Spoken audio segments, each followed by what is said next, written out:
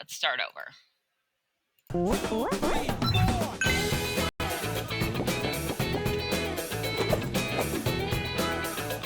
My name is Felicia Williams, and I work at Facebook in augmented reality and virtual reality. Augmented reality is going to really change the way that we think about using computers, and it's a really fun place to be right now. Whether you're making an animation, an app, or a game, it's often necessary for your computer program to test a condition to see if it's true or false. To do this, we use a Boolean expression, an expression that can only evaluate to either true or false. This is similar to asking the computer a yes or no question. Let's look at 3 types of expression that we can make with comparison operators. 2 equal signs compares the values in each box and asks, are these 2 values equal to one another? The greater than sign compares 2 values and asks if the value on the left is greater than the value on the right. And finally, the less than sign compares the 2 values and asks if the value on the left is less than the value on the right. For each comparison, we will get either a true or false answer.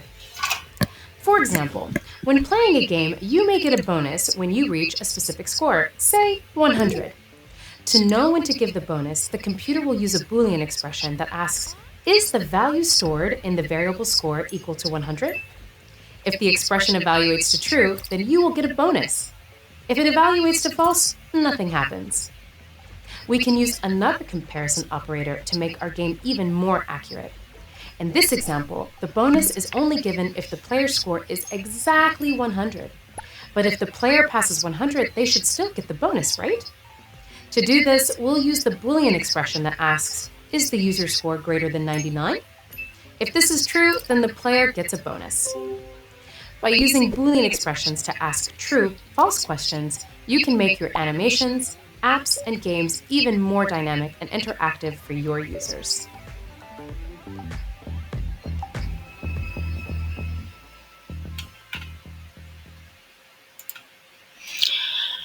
Okay, so Boolean expressions, again, they only evaluate to true or false, and we use them in terms of creating a more interactive experience for the people using our programs.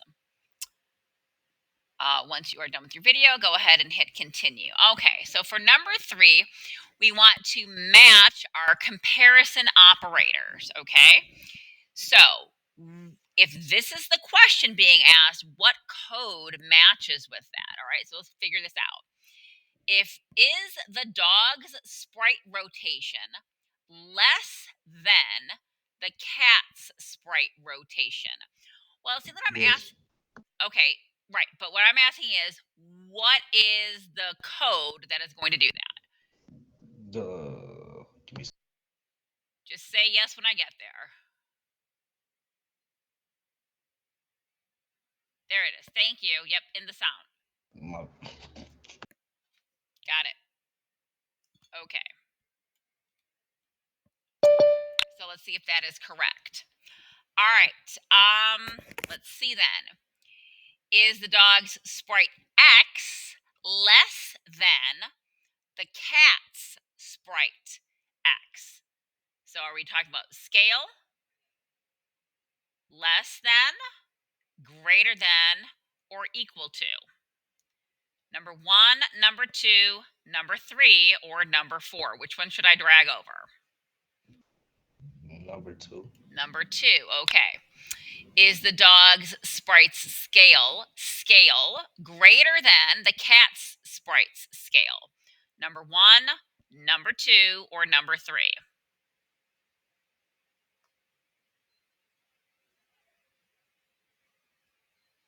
Number 1, number 2, or no? Thank you. Number 1 in the chat. I appreciate you. Is the dog's X greater than the cat's sprite's X? Number 1 or number 2? Number 1. Thank you. And obviously this has to be the only one left because that's the only one left. So when you hit submit, there you go. That is going to be the correct answer. So thank you everybody who helped me out with that. All right, so once I'm done with that, I'm going to go ahead and hit submit. And we are going to move on. All right. So, ladies and gentlemen,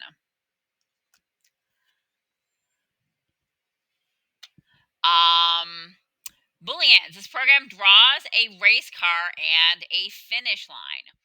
We are going to figure out when the race car crosses the finish line, excuse me. The sprites have all been set up for you. Add a console log statement inside of the draw loop. Show me where, I'll do that in a minute. Add a Boolean expression inside the console log that asks, is the X position of the race car less than the X position of the finish line? Look at the output of the program as the car moves. When does the output change and why? Okay, so let's take a quick look. And again, we are looking at the output down here as well today. So it asked me to put a Boolean expression inside the draw loop. Okay, so we're looking for something called a console log. And if I'm not mistaken, it's right here, console log. And I am going to draw this inside the draw loop. It doesn't tell me specifically where to put it. So I am just going to kind of put it somewhere at the bottom. That's fine. All right. And then I need to ask when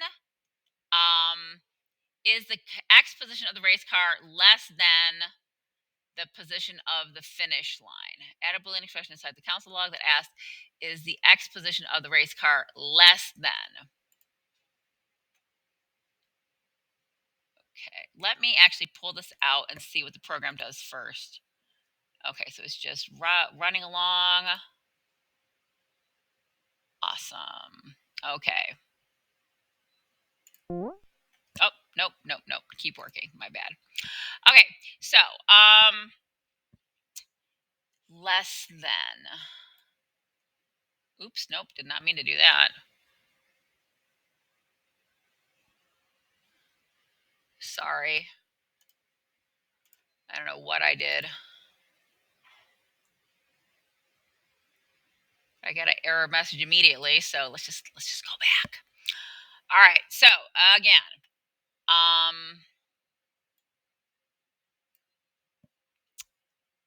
console log, math,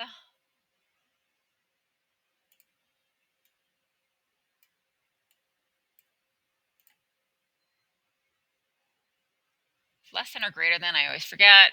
Less than the excellent. Okay.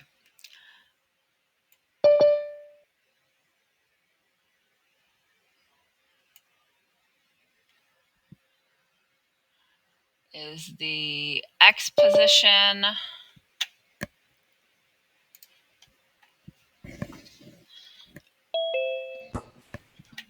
Which one makes that?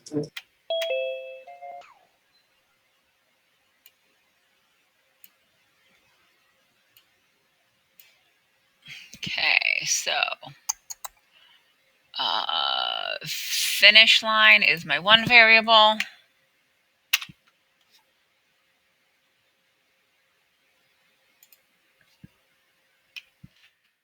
And race car is my other variable. All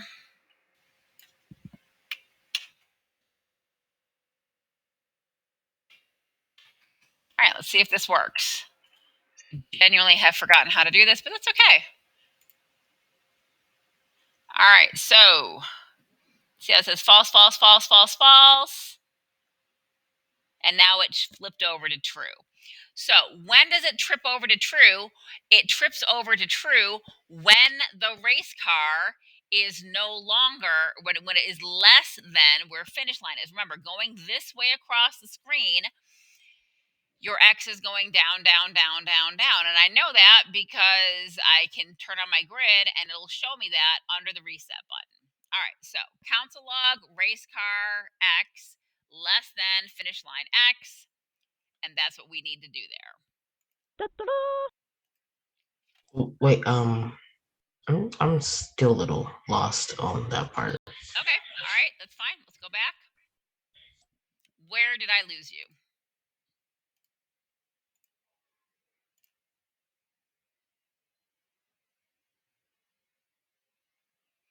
All right, so what we want to do is we want to create a console log that is going, again, a Boolean expression is just going to be true or false. So I want to create a message down here in the console that is only going to come up as true if my car runs across the finish line, okay?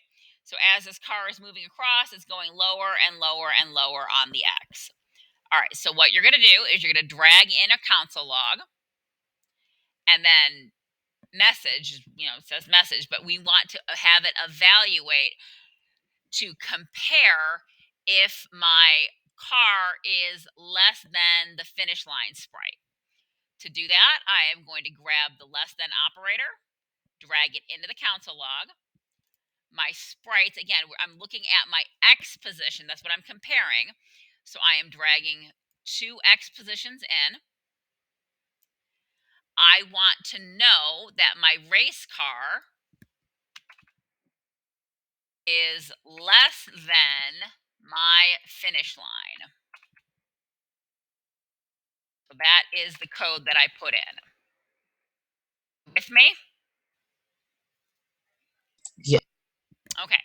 Once I do that, and I'm going to kind of pull this up so it's easier to see. Notice how it's false, false, false, false. Oh, fudge. Did not mean to do that. What did I just do? Okay, maybe run. Okay, here we go.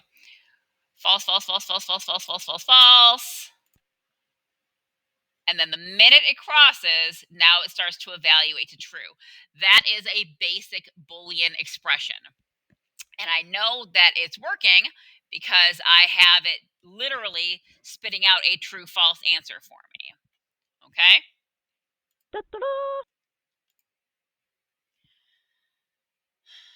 All right, bubble number 5.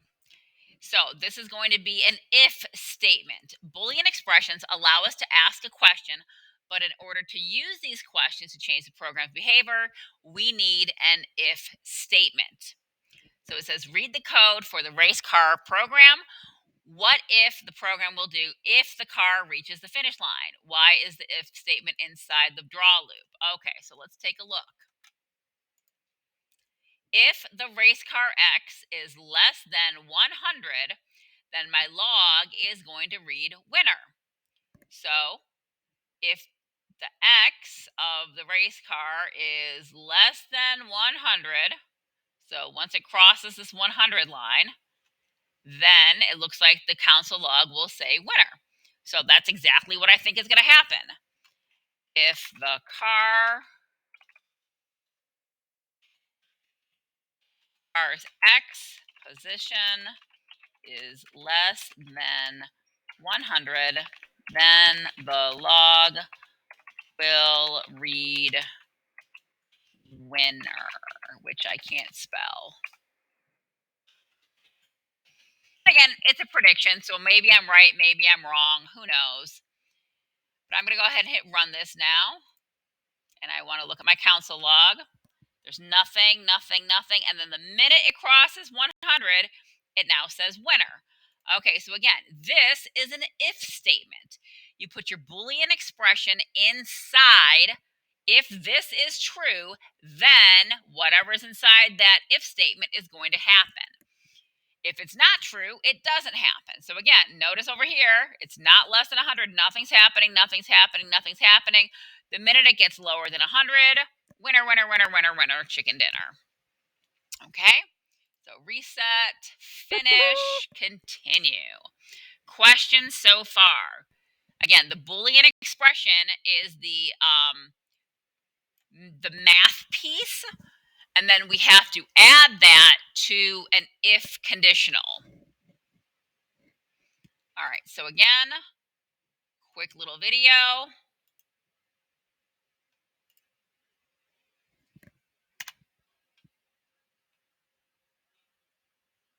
We're back with our buddy.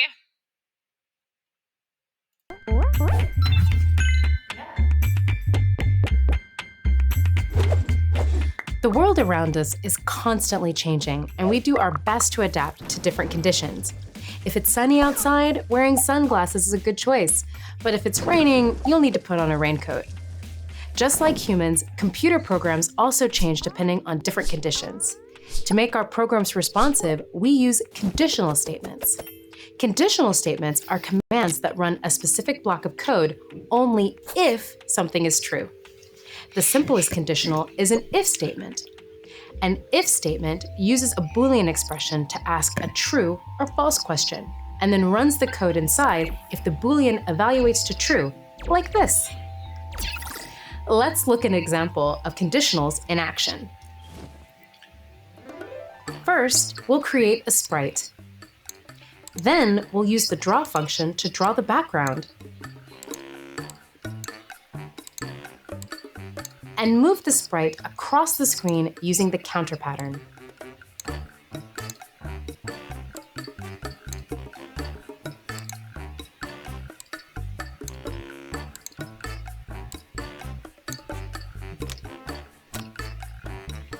We'll add a conditional if statement inside the draw function. Inside the conditional, we'll put a Boolean expression that asks, is the sprite's x position greater than 200? In this case, let's change the look of the sprite if it moves past the middle of the screen. Finally, we'll draw our sprite and see what happens.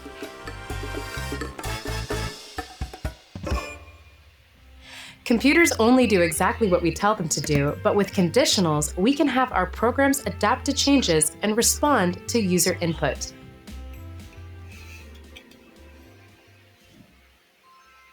All right, so we are now going to be using a conditional along with our Boolean statement in order to change what the program is doing while it is running.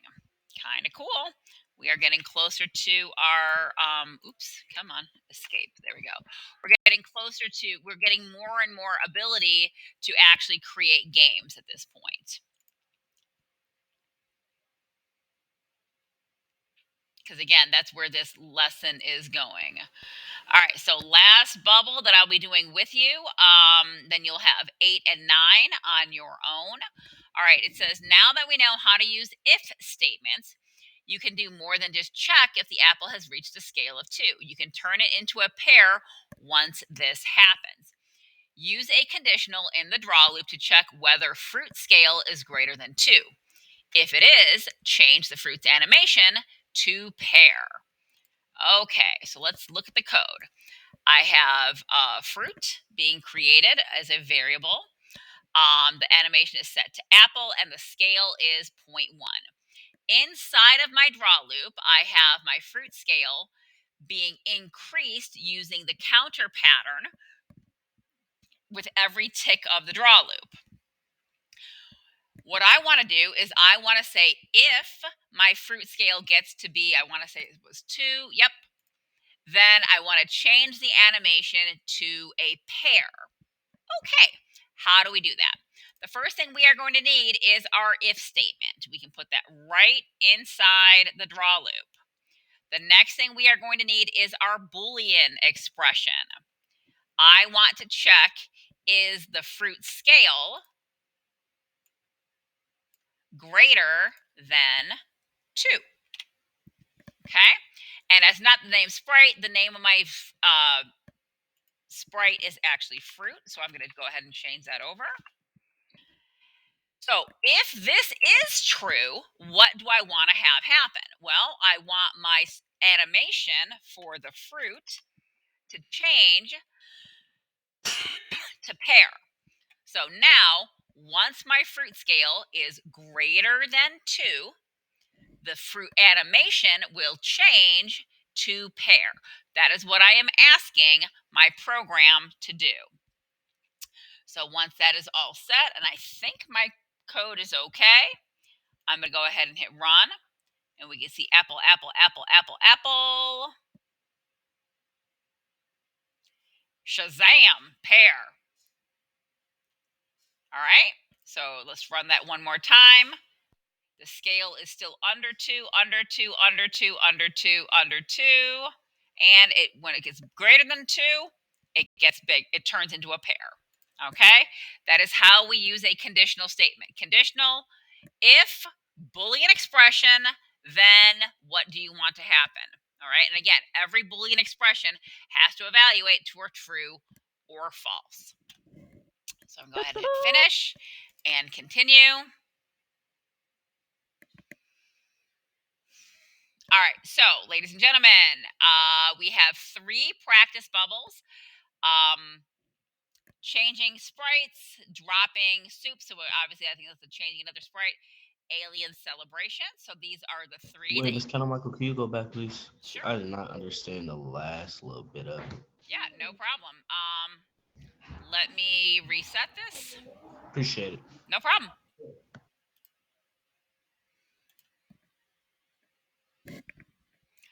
All right, so what we have happening in this one, we want to change our fruit sprite to a pear if my scale gets to be greater than 2. So if I run the program normally without any changes, it just stays as an apple. Apple, apple, apple, apple, apple is just an apple that's getting slightly larger.